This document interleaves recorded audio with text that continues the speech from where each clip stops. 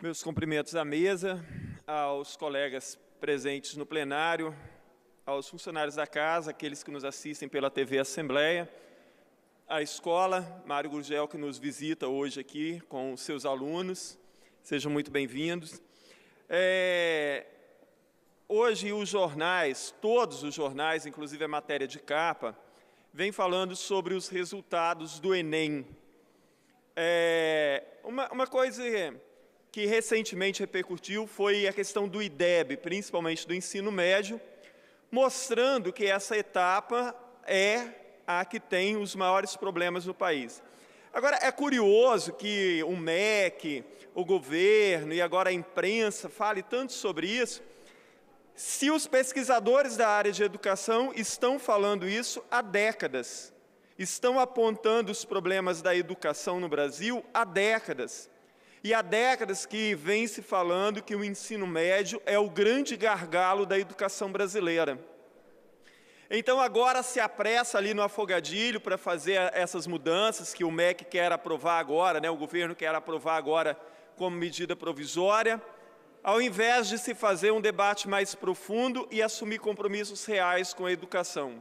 Eu já disse aqui, em discurso da semana passada e da semana retrasada, falando sobre a questão do IDEB, o quanto é necessário que o governo federal, os governos estaduais e os municipais sigam à risca as metas estabelecidas no Plano Nacional de Educação, nos planos estaduais e nos planos municipais. Ali estão definidas as 20 metas fundamentais para um avanço real da educação em todos os níveis para os próximos 10 anos. Isso significaria um compromisso real com a educação. Só que, como os administradores, tanto municipais quanto estaduais, e o próprio governo federal, não querem assumir de fato uma responsabilidade pela melhoria da educação a médio e longo prazo, então fica se fazendo remendos pontuais. Hoje, novamente, falando sobre o Enem, as escolas foram mal, em 59% das escolas a nota do Enem caiu. Das escolas públicas, das 100 melhores escolas do país, só 3 são públicas. Aqui do Espírito Santo, das 50 melhores notas, nenhuma é de escola pública. E mesmo assim se nota também a queda da nota das escolas particulares.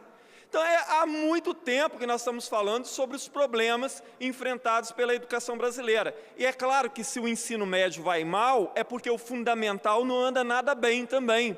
Então, pode apresentar um resultadozinho melhor no IDEB, mas isso não significa de forma nenhuma que a educação fundamental no Brasil esteja boa ou esteja a contento.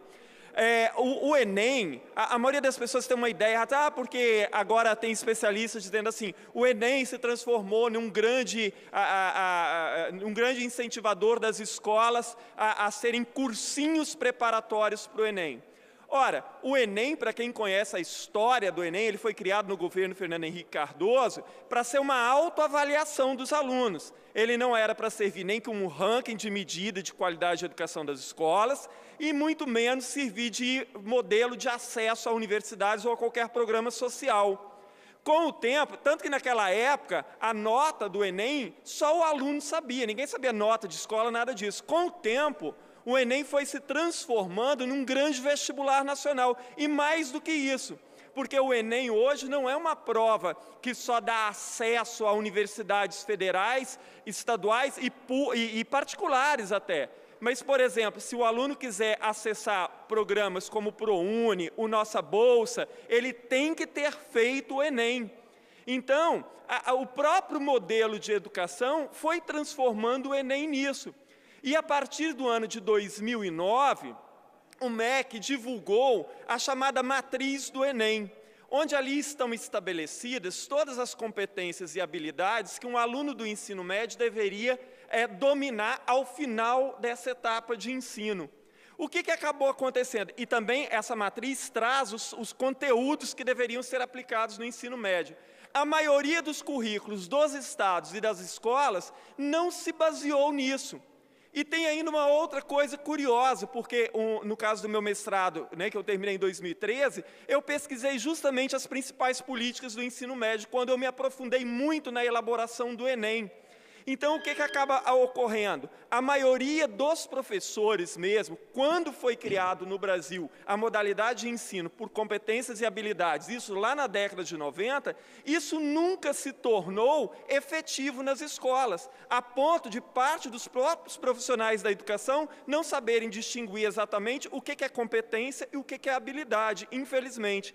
Então, o discurso da educação tem que ser muito mais profundo do que agora tomar medidas paliativas para dizer que está se dando uma resposta para esse quadro trágico do ensino médio. Presidente Nivaldo Zandes, me dê alguns minutos para que eu possa fazer uma abordagem juntamente com o deputado Majestic, porque, veja bem, deputado, o ministro Mendonça Filho, que esteve na Câmara Federal, o projeto de reforma do ensino médio tem um projeto de lei mais de um ano na Câmara Federal.